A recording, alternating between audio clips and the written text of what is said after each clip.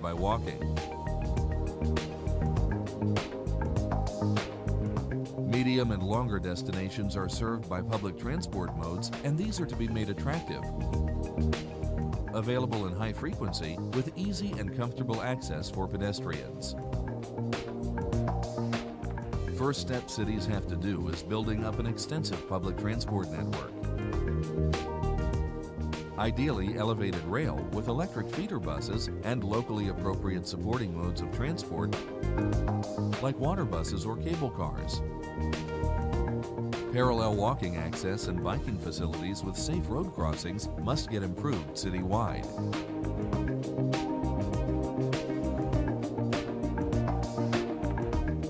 Then the use of private cars and motorbikes must be gradually reduced by means of transport demand management, like off-street parking, increased time-based parking fees, congestion and inner-city zone charging, increased taxes on car sales and registration, on fuel and traffic violations.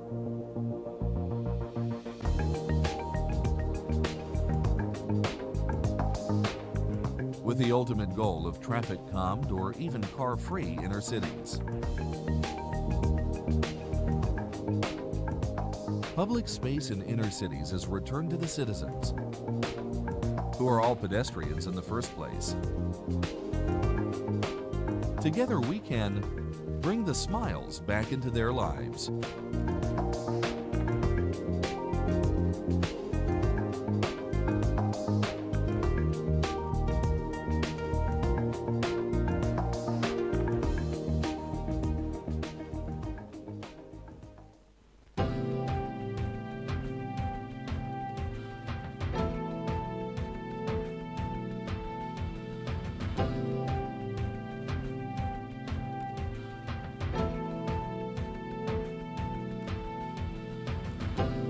Vision for Indonesian Sustainable Urban Transport.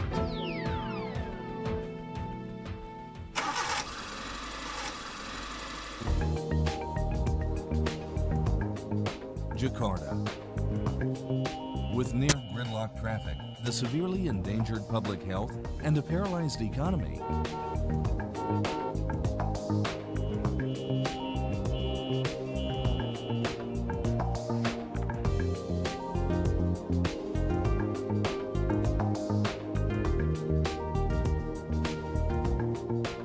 the unreliable and poor conditions of the current public transport, lack of integration, comfort, and safety are discouraging passengers to shift from private to public transport modes.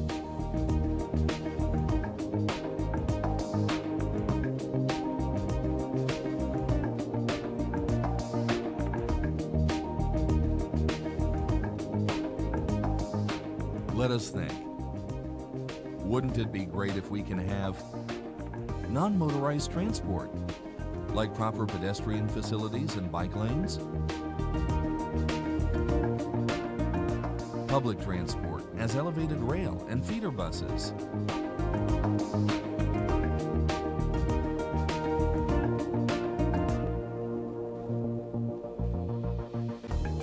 Green open space to meet and chat, to sit and play, to communicate and walk, and a clean environment.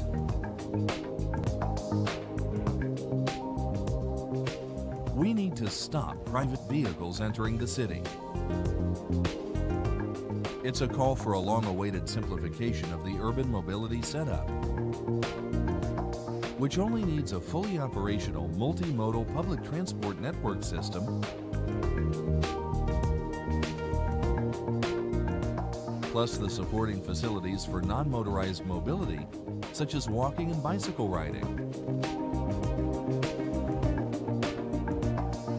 Defined city limits prevent from urban sprawl beyond the boundaries, where the sharp city edge immediately opens to greenbelts. Future car and motorbike use in Indonesia is dedicated for regional, overland, and out-of-town transport. connecting rural areas to the city borders as well as the lower density and suburban areas. All stations on the city fringe are equipped with park and ride facilities, where parking tickets are inclusive with a public transport pass.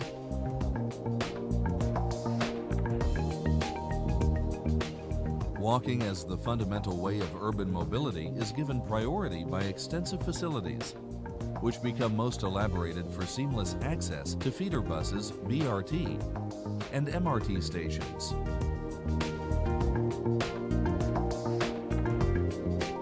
Preferred mode of short-distance access in healthy cities is walking. The denser a city is built, the more facilities can be reached by foot, thus making our cities more livable.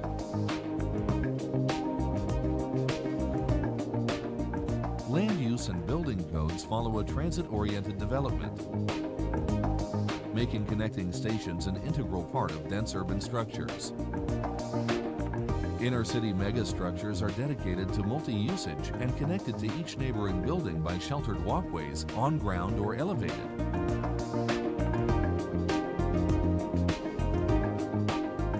Providing semi-public space within and around these structures where public transport modes get directly connected to.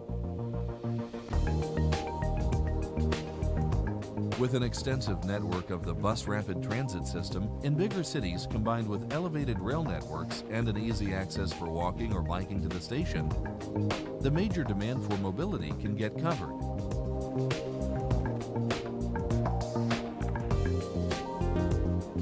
A BRT system that is safe and comfortable to use, with sheltered bus stops and pedestrian walkways, an efficient system, and affordable ticketing, high headways, will invite citizens to shift to public transport modes.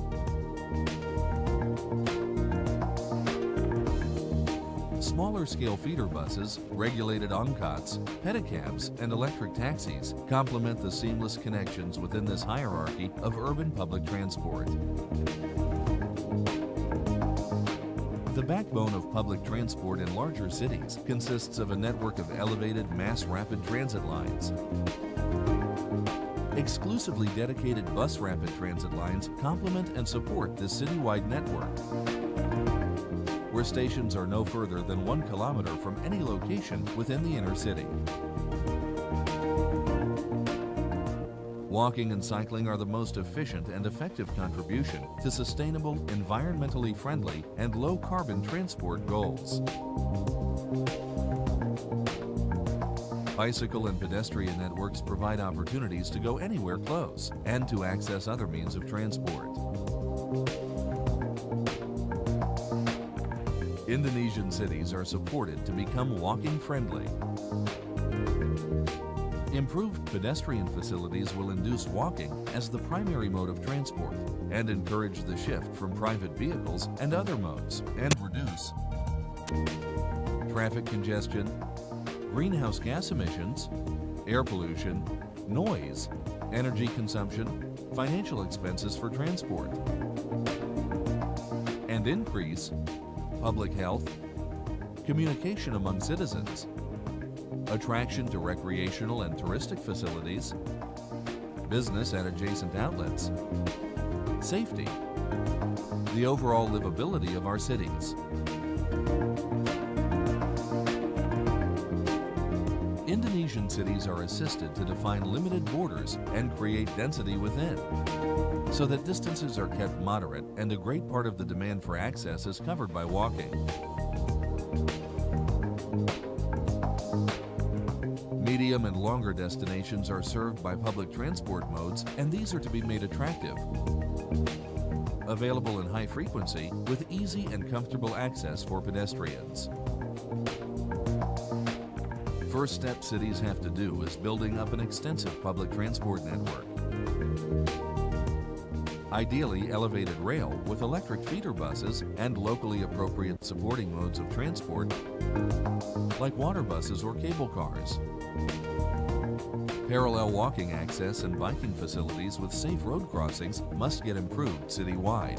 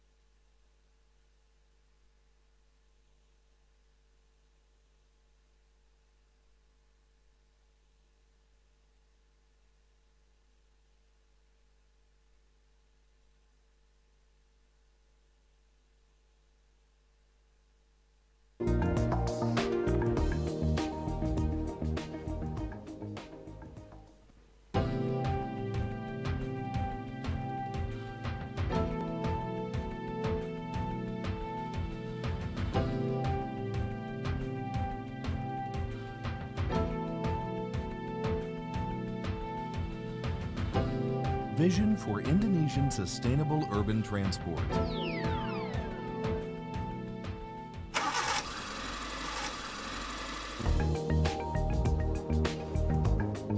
Jakarta. With near gridlock traffic, the severely endangered public health, and a paralyzed economy,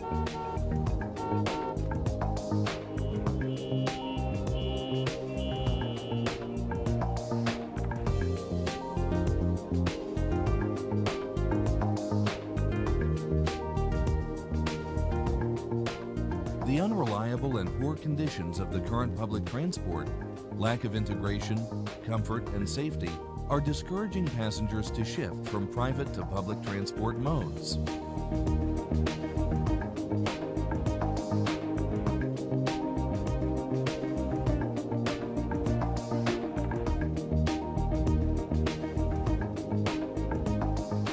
Let us think. Wouldn't it be great if we can have non-motorized transport, like proper pedestrian facilities and bike lanes? Public transport as elevated rail and feeder buses.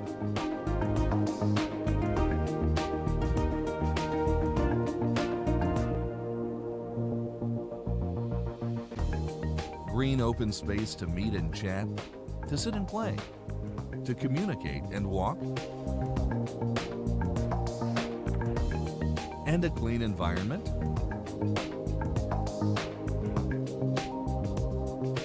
We need to stop private vehicles entering the city. It's a call for a long-awaited simplification of the urban mobility setup, which only needs a fully operational multimodal public transport network system, plus the supporting facilities for non-motorized mobility, such as walking and bicycle riding. Defined city limits prevent from urban sprawl beyond the boundaries, where the sharp city edge immediately opens to green belts. Future car and motorbike use in Indonesia is dedicated for regional, overland, and out-of-town transport, connecting rural areas to the city borders as well as the lower density and suburban areas. All stations on the city fringe are equipped with park and ride facilities, where parking tickets are inclusive with a public transport pass.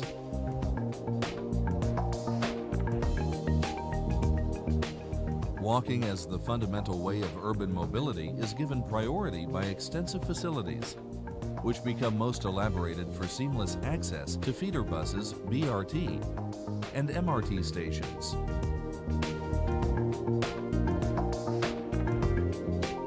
Preferred mode of short-distance access in healthy cities is walking.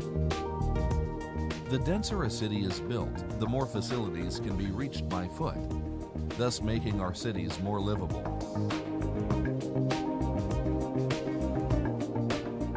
Land use and building codes follow a transit-oriented development, making connecting stations an integral part of dense urban structures. Inner-city megastructures are dedicated to multi-usage and connected to each neighboring building by sheltered walkways on ground or elevated.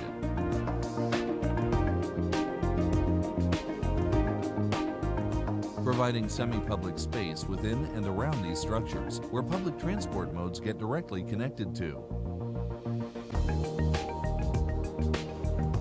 With an extensive network of the bus rapid transit system in bigger cities combined with elevated rail networks and an easy access for walking or biking to the station, the major demand for mobility can get covered.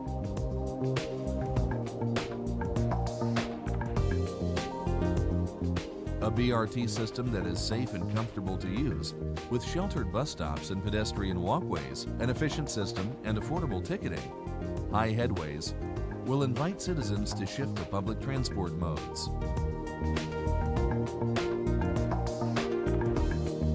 Smaller scale feeder buses, regulated angkots, pedicabs, and electric taxis complement the seamless connections within this hierarchy of urban public transport. The backbone of public transport in larger cities consists of a network of elevated mass rapid transit lines. Exclusively dedicated bus rapid transit lines complement and support this citywide network, where stations are no further than 1 kilometer from any location within the inner city. Walking and cycling are the most efficient and effective contribution to sustainable, environmentally friendly, and low-carbon transport goals. Bicycle and pedestrian networks provide opportunities to go anywhere close and to access other means of transport. Indonesian cities are supported to become walking friendly.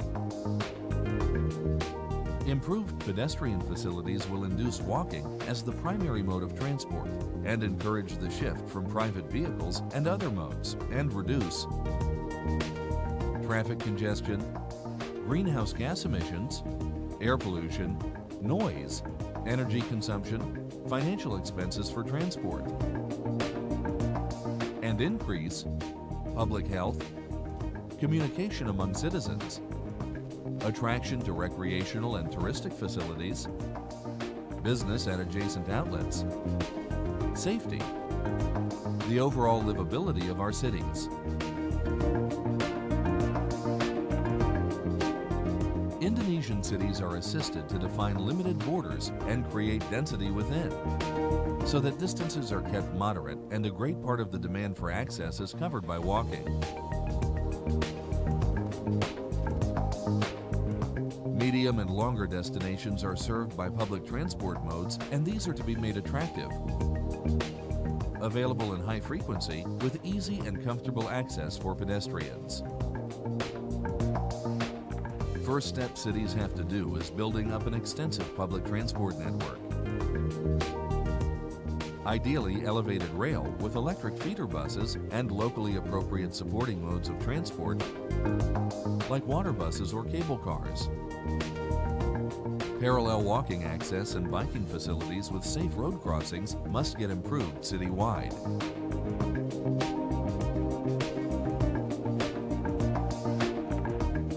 Then the use of private cars and motorbikes must be gradually reduced by means of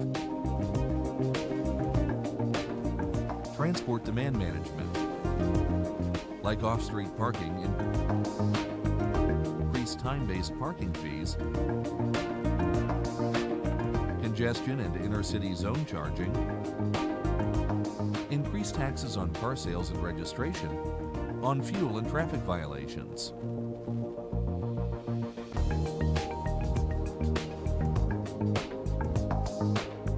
With the ultimate goal of traffic-calmed or even car-free inner cities. Public space in inner cities is returned to the citizens, who are all pedestrians in the first place. Together we can bring the smiles back into their lives.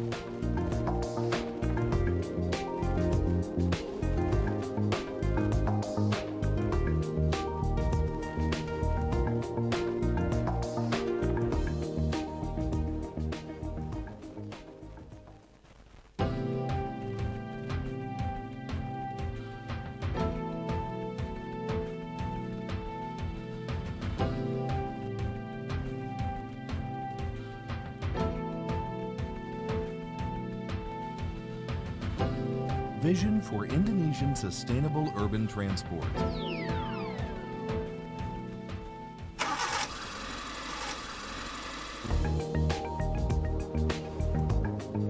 Jakarta.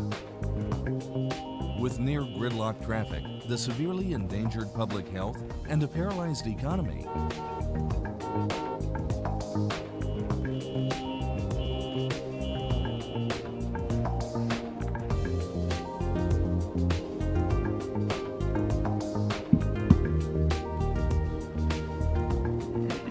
the unreliable and poor conditions of the current public transport, lack of integration. Okay, assalamu alaikum. I think at one point in time we have to start, so may I ask you please to take your seats? Thank you very much for coming. I'll be playing a sort of master of ceremony, but I will also be moderating the seminar. So as a tradition of all IDB seminars and events, with your permission, now we will start with a recitation from the Holy Quran. Then we will have an opening or welcoming remarks by the Vice President. Then we will start the main event. So without further ado, I will ask my brother to have the recitation, please.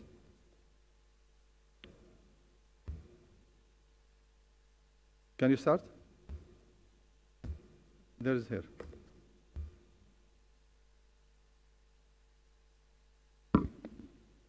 You want to do it here? Sorry?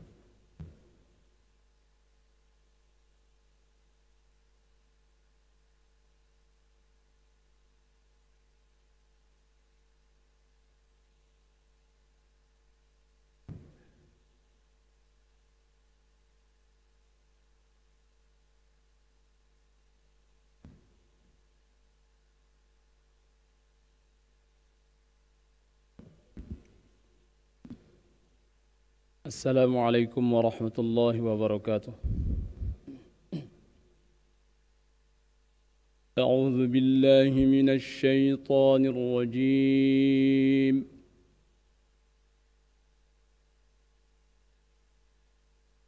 بسم الله الرحمن الرحيم.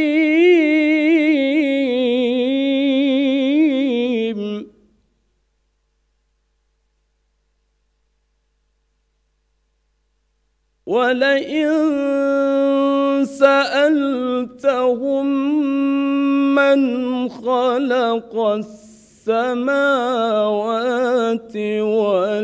والأرض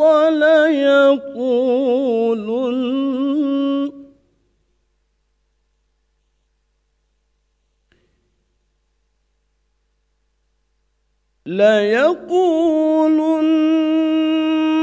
خلقهن العزيز العليم.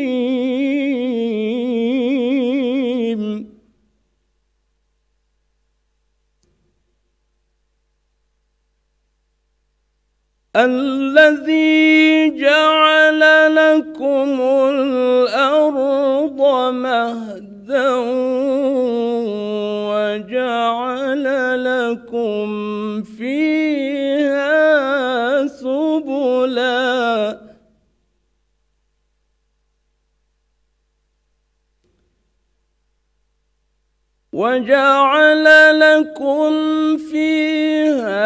سبلا لعلكم تهتدون.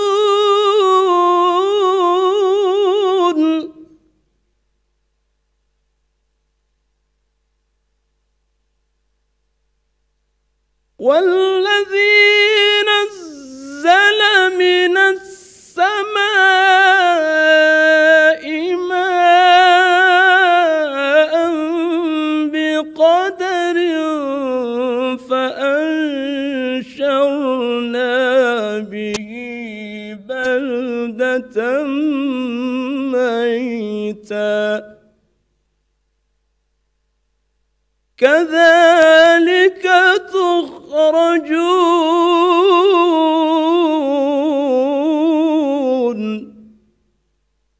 صدق الله العظيم.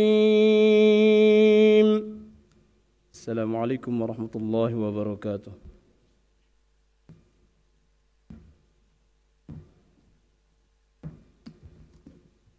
Thank you very much for this beautiful recitation.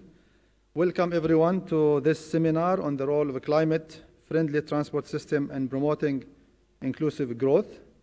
I will respect your freedom of choice of your seat, so if you don't mind, if you are sitting in the very back, try to come a bit closer here so that we can feel more as one group. This forum, as all other forums in the bank, are being live streamed for global audience, and so please keep that in mind. And if you want to have your interaction later on towards the end, we will be entertaining some Q&A.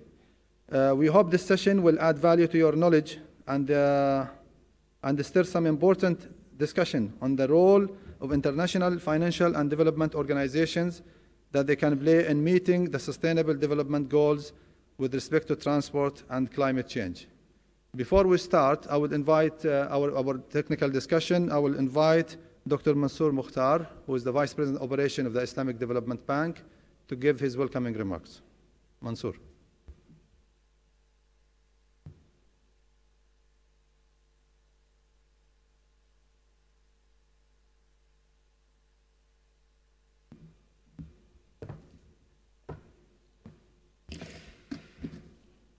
Bismillahirrahmanirrahim.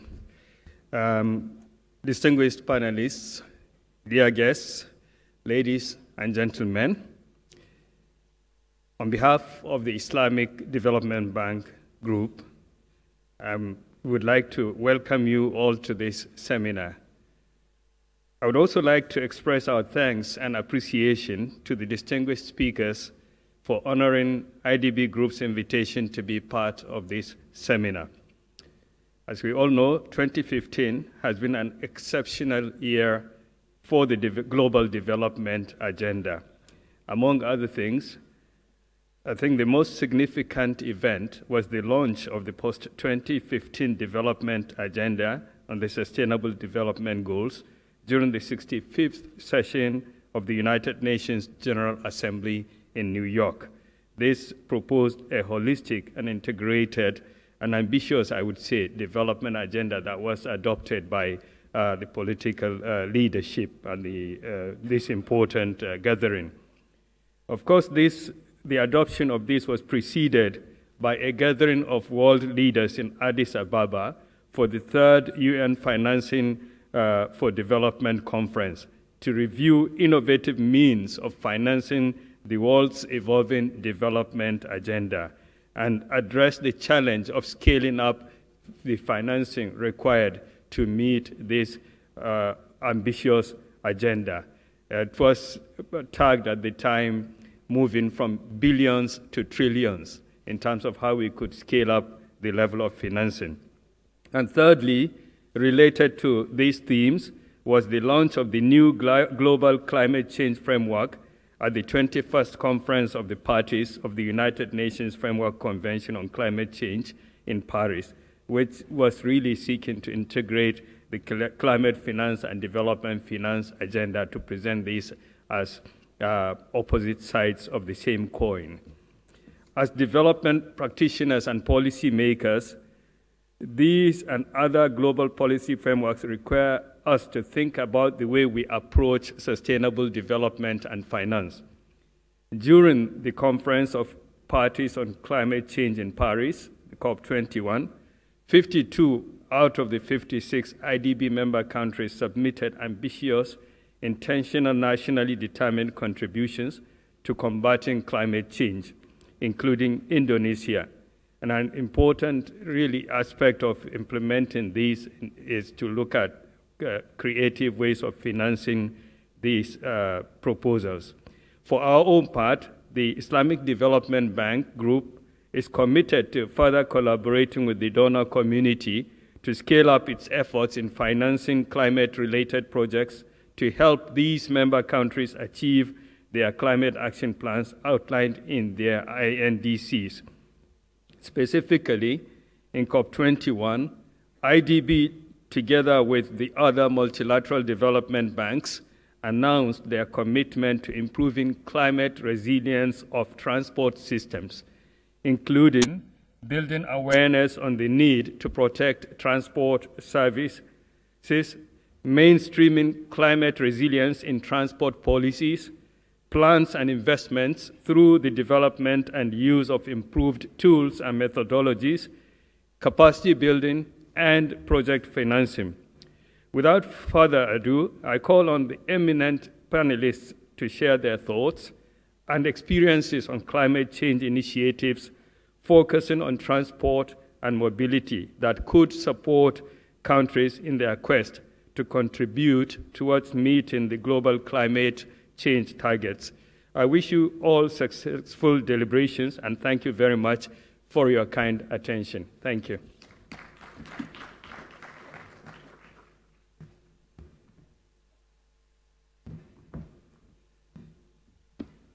Thank you, Dr. Mansour, for your remarks. Now I have the pleasure to call on the panelists to join me at the stage.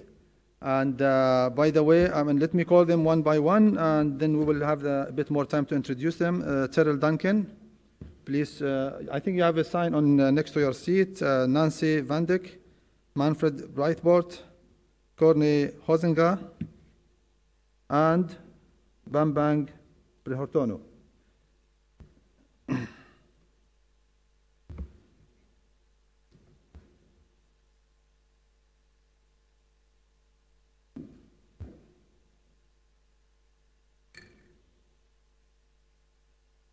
Okay, you all found your seats?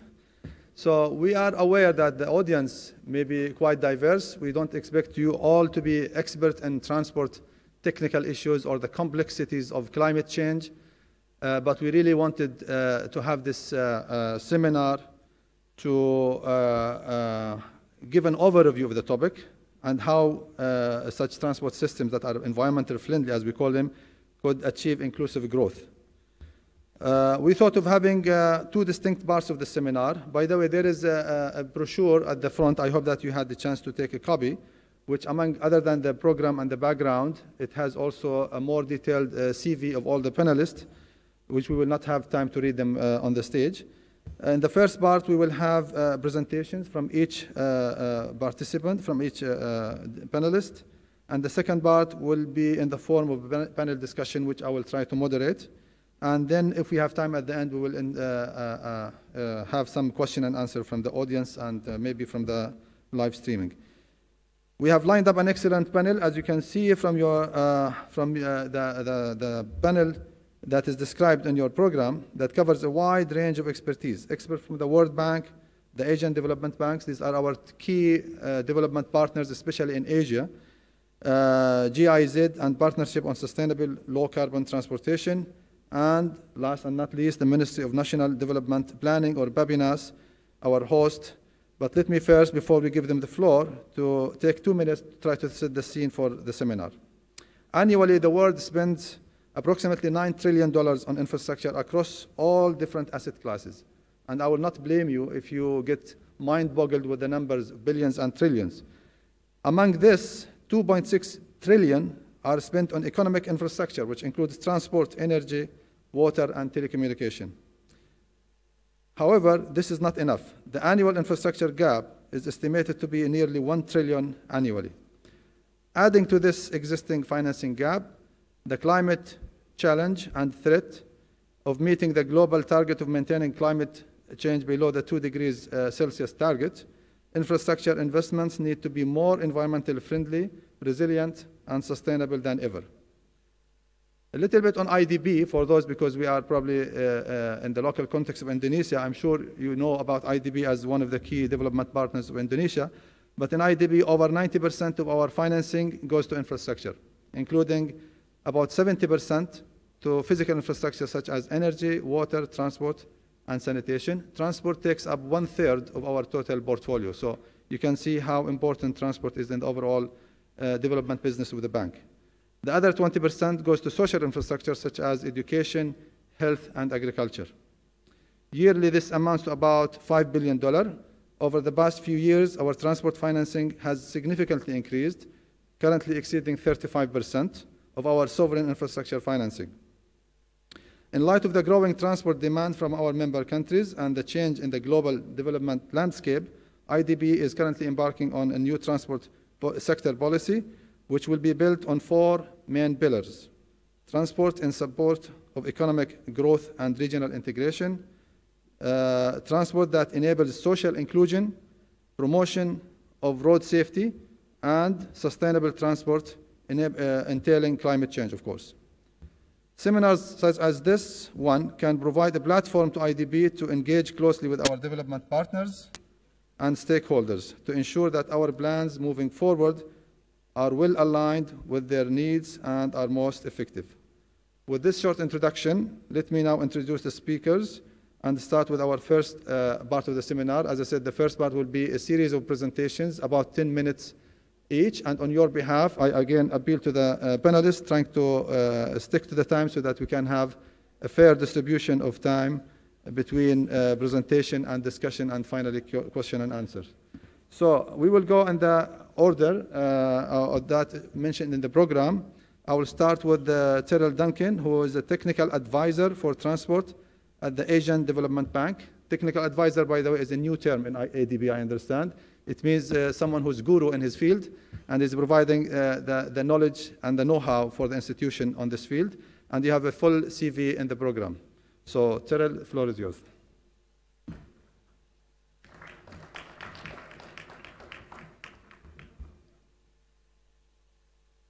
Good afternoon, ladies and gentlemen. It's a pleasure to be here. It's great that the Islamic Development Bank is featuring this subject of climate-friendly transport for inclusive growth. And I'm going to give you a bit of flavour of Asian Development Bank's experience after pursuing this for some years, just so that we're conscious of what the challenges are working with countries to try to provide these sorts of systems. A little recap. Conceptually, some years ago, we used to simply pursue transport for the efficiency, the cost saving that would lead to economic growth. And we then became more conscious of poverty and social issues, and we added access, affordability, safety into agendas so that transport could contribute to inclusive growth. And now, on top of that, we're conscious that emissions from transport are very important within the global totals, so we need to look towards low-carbon types of transport. One thing we learned in the past is that transport can do part of this, but the overall impact depends on complementary policies in other sectors, in the areas that transport enables. Now, I want to highlight some of the big-ticket items in climate mitigation. I'm not going to talk about adaptation this afternoon, but mitigation, because talk about climate change can get very abstract, and actually the action that is needed is much more tangible. Look at the four big subsectors in transport, setting aside ocean shipping, long-distance freight, long-distance passengers, urban transport, and rural transport.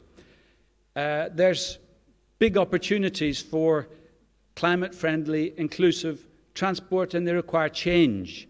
In freight, it's about trying to use rail, inland water, multimodal transport, rather than relying only on trucking.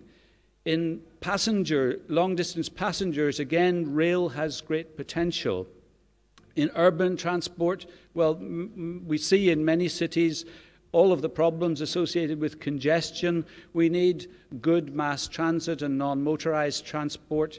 And then separate from that, we have rural transport, because there we still have a big task in many countries to connect people in more remote areas into opportunity. So still work to be done on extending road networks. Now, some good news there is that those first three, which are incidentally the big ticket items, they're the big ones where transport is contributing greenhouse gas emissions. These are win-win solutions. The opportunities that I outlined will provide cheaper transport, which is better for the economy, lower emissions, lower accidents. So the question is, why are we not doing it? A few examples of this. This is a railway in Uzbekistan. ADB is trying to build up its railways work, particularly through regional projects and national projects in Central and West Asia. I'm not going to run through all the details of the advantages of railways. I just want to highlight that there are many areas to invest in, from the traditional rolling stock and track through to newer areas related to the IT revolution that's hitting transport. And we are seeing quite a big increase in the demand from our developing member countries for railway projects. Previously, it was mostly in China, India, Bangladesh, particularly, also recently Afghanistan. Now a host of other countries are coming to the table. Linked to freight rail is multimodal freight hubs. This is a new area for our lending, but if we want to attract the shippers back to rail or onto rail, you've got to make sure that the goods don't get stuck at the transfer point. And we are seeing demand coming from our countries to set up advanced multimodal freight hubs. We're seeing demand also and lending activities for multimodal passenger hubs, doing the same thing, connecting railways with mass transit systems in the cities so that it's convenient for people to use these climate-friendly modes. In urban transport, we often think straight to metros. This is the Jaipur Metro, which ADB has been assisting. Metros are a very exciting opportunity in very large, densely populated cities, and one where a certain level of income has been reached because they're costly. ADB is relatively new in the metro business. Quite a few of our countries also have some challenges on affordability, but we're seeing some expansion of work on metros, starting in Vietnam and moving into proposals for Bangladesh and Sri Lanka. Compared with metro, bus rapid transit offers a solution for perhaps smaller cities and cities where affordability is lower. Take the example of our recently completed project in Yichang, China. The cost there is $4 million per kilometre. That is between 1/10 and 1/50 of the cost per kilometre of a metro, depending on whether it's at the surface level, elevated, or underground. So BRT is another important option. As we know, when we look at the advanced cities in the world, the best cities have multiple systems, so we don't need to get into an endless debate about only having one system. We've seen quite a big expansion in our work in BRT because of the affordability side and because it can be done faster. Let's not forget the rural areas and inclusion. They may not be so big on climate change, but the scale of the challenge remains very large. We have provided nearly $2 billion in financing for India's best practice rural roads program over the last decade. In the first project alone, it benefited 11 million people, a colossal improvement by simple engineered roads. These people in the photograph are going to school. Previously, how did they get to school? ADB decided to make sustainable transport, climate-friendly transport, its target in 2010. And it decided that by 2020, we will be providing 25% of our lending for railways and 30% for urban transport, with roads lending coming down to 42%. Now, this chart shows the reality, which essentially shows that we are making some good progress, but it's not easy. And that's part of what I want to elaborate upon with you today. So in 2010 to 2014, I think if you look at the orange boxes, which are railways, and the green boxes that are urban transport, we made some good headway, but in 2015, it wasn't so good. And, well, we're counting on our pipeline in the coming years to take us back on course. And it reflects perhaps having some easier projects to begin with that we picked up, and then finding that some other projects are still quite challenging. Some good news is that we are scaling up our lending, a 50% increase. So alongside this increasing shift to urban transport and railways, we're moving from 4 to 6 billion in lending by 2018. Now, what are the obstacles that are slowing climate-friendly, inclusive transport? Let's just go by those sectors I've been discussing, or the segments. In railways, we are receiving more requests from countries, but the quality of those requests varies.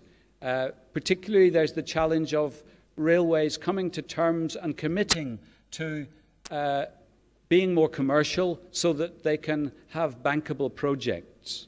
That requires a lot of dialogue, but so that limits the pace, and it means we need more effort for dialogue to speed this up. Inland waterways, which of course only applies to certain countries, I'd say that it has many parallels with railways, but few countries have got strong teams that are able to come up with proposals. In the area of logistics, the private sector is driving things, and we are seeing exciting proposals for logistics hubs. Urban transport, we're getting quite a number of requests, but far less than the potential if you look at the congestion in Asia's cities. Many of our developing member countries lack the sort of specialised capacity to do the planning and preparation for projects, or for those nationally determined contributions that we heard about from the Vice President at the beginning. Even in our own bank, the shift towards having urban transport, we only have a limited number of experts, and I see amongst staff perceptions that they're afraid that these are rather complex and risky, and that again contributes to slowing the pace that we change. In rural roads, it's a different story. We have a long track record, and we will continue to help countries until those connections are in place, and then we can perhaps exit from that sector. Finally, I just thought I could think of a few actions where we could, as multilateral banks, try to raise our contribution to climate-friendly transport. First of all, a big difference between transport and other sectors like energy, urban, water, is that the donors have not provided grant facilities on any scale to try to help overcome these capacity problems in our developing member countries, help prepare pipelines of projects so that we can make this shift. As banks, we have to use the lending resources in a prudent manner, and we can't just carve out part of the capital base for this role. So it's a very important time for the donor community to come up at scale with grant facilities to help leverage the MDB funding into climate-friendly transport. Where banks lack capacity, they need full-hearted partnerships with centres of excellence that have that capacity. They want to take part in banks' work, and we need to use them more. When entering mass transit, it's an idea to prioritise the secondary cities. There, it may not be quite so complex. You might build confidence and experience in your team, and also countries which have some capacity might see good examples from the secondary cities and take them to the big cities. Another area concerns the scale of financing. I think that Dr. Walid drew our attention to the enormous financing needs. Unless the multilateral banks find ways to scale up, even if we do all of our work on climate-friendly transport, we won't make enough of a difference. We need to look at the other sources of financing. In my own opinion, there has been a little bit too much focus solely on PPPs, which have a very important role to play, but we need to look at things like combinations of financing involving domestic bond issuance, syndicated lending by banks, with some guarantees from MDBs, as well as our sovereign lending. We've seen in South America that that type of model is scaling up financing. And finally, and perhaps one of the most important things, is to step up policy dialogue on this type of transport with developing member countries and with the donors. The MDBs do this individually, and they can also do it through partnerships, including the partnership of the 8 MDBs, the Working Group on Sustainable Transport. We need to get everybody to realize how important this is and to see what solutions can be put together if we draw on the right source of expertise. Thank you very much. I hope that's helped set the scene in terms of what's actually happening on the ground in countries. And I'm just taking this opportunity to make people welcome to ADB's Transport Forum in September. Thank you very much.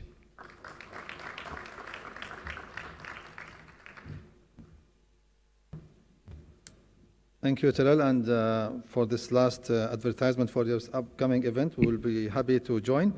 I think the target that Terrell mentioned about the shift between road and non-road transport reminded me to share with you that only this morning our Board of Executive Director approved our first urban transport, efficient, sustainable urban transport program for Turkey, 150 million euro loan for Turkey to be used for light rail transit, LRT. This is somewhere between the metro, which is very heavy mass transit, and the rapid bus train, for example, for medium-sized cities. They are targeting Antalya, Bursa, and Mersin, very prominent cities in Turkey. So I think like ADB, and I suspect also World Bank, we are also facing this challenge of shifting from less to more efficient, more climate-friendly modes of transport and financing, although the financing structure remains a challenge. Before I introduce Nancy, I just wanted to also share with you that I think the approach to transport within MDBs is changing with this increasing attention on global challenges such as the climate, inclusiveness in transport and efficiency. We are under pressure to shift from a typical standard road-based approach where we have a lot of road builders or engineers who are very good at putting missing links or improving transport, with the classic idea that if we improve the transport efficiency, we reduce costs, we increase competitiveness, and that leads to economic growth. Of course, this is not going to disappear. It is very important, especially in sub-Saharan Africa and Central Asia, where we have many, many landlocked countries that require investment in roads. But as Terrell mentioned, MDBs will be, I think, shifting towards more non-road transport. Another approach change is that which require attention to global transport issues that would require a different skill set. So this gives me a pleasure to introduce Dr. Nancy Van Dyck, who is a lead economist in the World Bank, not a transport engineer, as you can see, precisely because we want to start focusing on the impact of transport, whether it is, as I said, a climate or safety or economic inclusiveness as part of the development agenda of all MDBs. So with this, I welcome Nancy for her presentation.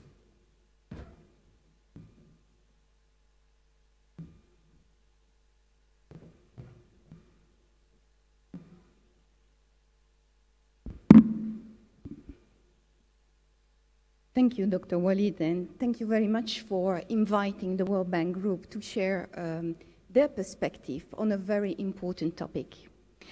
What I would like to do today is basically step back and frame this whole discussion within a broader context.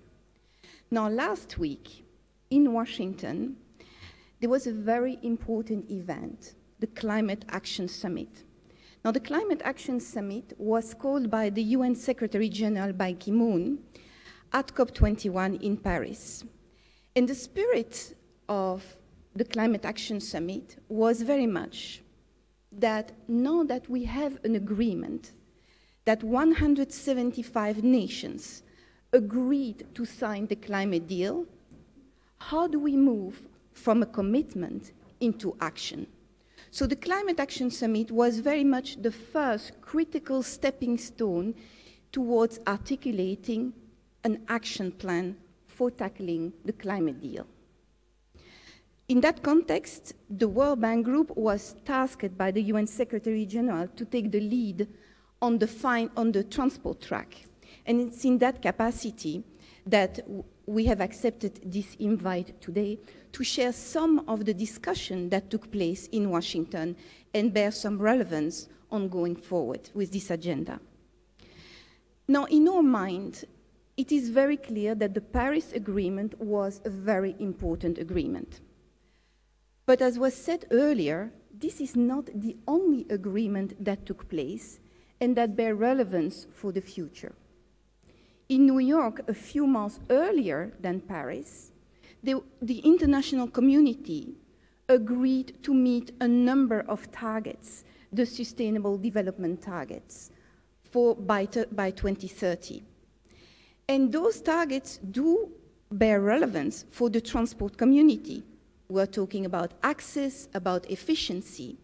And so the challenge for the transport community is now, how do you reconcile those two agreements, the Paris agreements with a focus on low carbon and mitigation, and then the SDGs that are much broader and that tackle a vision about sustainable development. Now, the future is very much a future of more goods, more people, and more information by 2030. Let's just look at some statistics. We know that by 2030, there will be 1 billion more people on Earth with aspirations for greater mobility. We also know that in terms of freight, the volume of freight is expected to double, so more goods as well. And we know that in terms of information, the value of digital information now already exceeds the value of goods. So more people, more goods, more information. How do you reconcile this with the Paris Agreement? What is clear in our mind is that all collective efforts to support what we call sustainable transport, that we will define here, have so far been insufficient. And this is actually a very thought-provoking concept. Let's look